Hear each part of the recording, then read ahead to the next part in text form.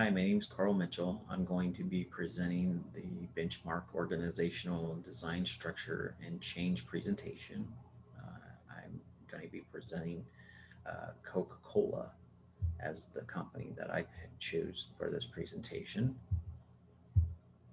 So Coca-Cola, just a background information, Dr. John Pemberton in May 8th, 1886 served the world's first Coca-Cola at Jacobs Pharmacy in Atlanta, Georgia. Since then, the beverage company took off and then in 1960 acquired Minute Maid. The beverage company also expanded their operations around the world and they sell approximately 200 brands worldwide. Coca-Cola has over 700,000 employees and has a vision of diversity, curiosity, and they put their people first and explore ways to be responsible by doing the things right and ethical.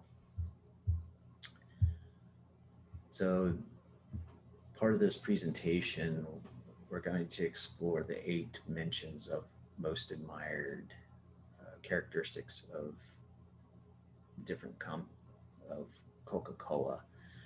One being innovativeness.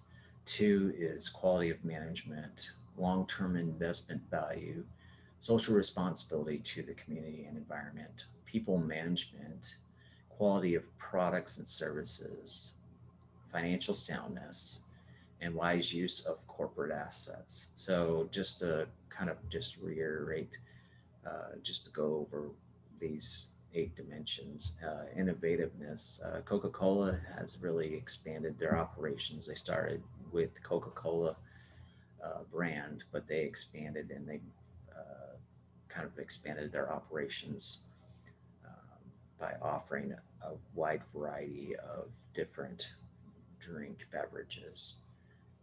Their quality of management, as I explain in this presentation, their quality of management, they use uh,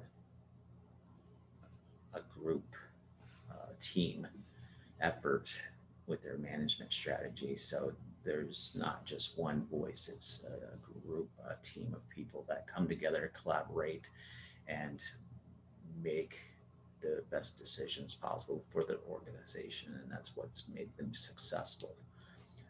Long-term investment value from its inception, Coca-Cola has really grown, and since they've have over 200 or close to 200 brands, their long-term investment value has been pretty strong.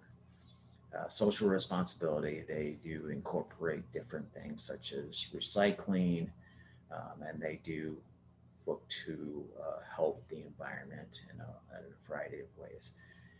People management, they take care of their people, they take care of them, so to speak.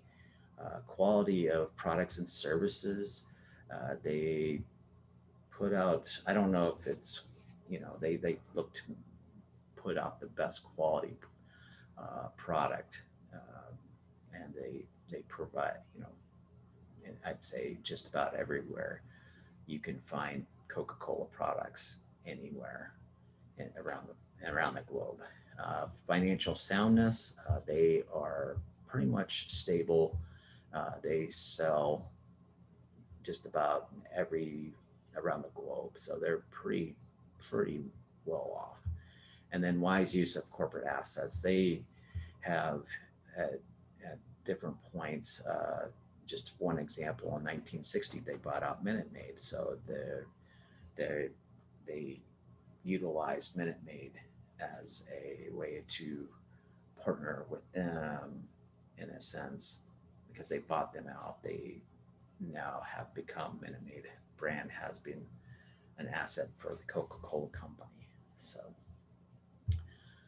all right. So Coca-Cola has expanded to include all types of drink brands, and from soda height to hydration to sports drinks, coffees and teas, water. Smart Water, and Powerade. They have created a brand that has them thriving and competing with other brands in the market and doing quite well. Like I said, they have built themselves up to be a dominant beverage company brand. So they work toward taking care of their people. They create ways to take care of the environment by recycling and using methods to reduce waste. One area that Coca Cola has struggled with recently has been the energy drink market, in the energy drink market. And competition has outperformed them since 2020. So, just to reiterate, recently Coca Cola ventured to expand by developing their own brand of energy drinks. The energy drink line for Coca Cola rolled out in the US in 2020, and that's when COVID had kind of really hit. So it didn't really get off to a good start by any means. And so they took a, you know they their projection was, they didn't hit any of their projections, so they totally missed it. However, 7 years prior, they started the energy drink brand globally, but they only sold their energy drink brand in the US in 2020.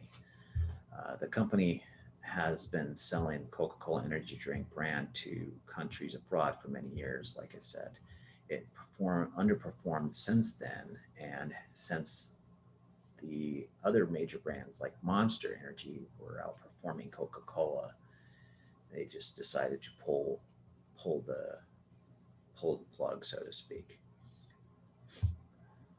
So the ramifications of this is Coca-Cola had to discontinue the energy drink line to remain profitable in the foreseeable future. So they basically cut their losses short so they could, kind of put more emphasis into the other brands that they sell. They did receive a loss of massive amounts of revenue because, when you develop a product, and it takes time and money and effort to sell that brand, to market that brand. So they've lost a lot of revenue because that didn't work out short term. The stock value declined a little bit, and it put pressure on the managers to discontinue the energy drink brand. Um, but in all this, it alleviated tension between Coca-Cola and other energy drink competition, such as Monster Energy.